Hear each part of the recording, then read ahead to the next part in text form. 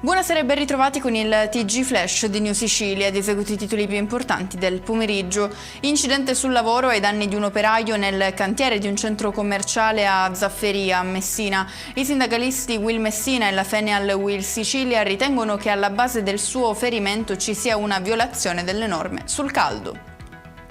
Il presidente dell'ARS, Gaetano Galvagno, lancia un appello alle forze politiche d'opposizione affinché presentino una proposta per l'abolizione del voto segreto a fronte del ritiro di tutte le sue proposte. È successo in occasione della cerimonia di consegna del ventaglio, tradizionale incontro con la stampa parlamentare siciliana prima della pausa estiva.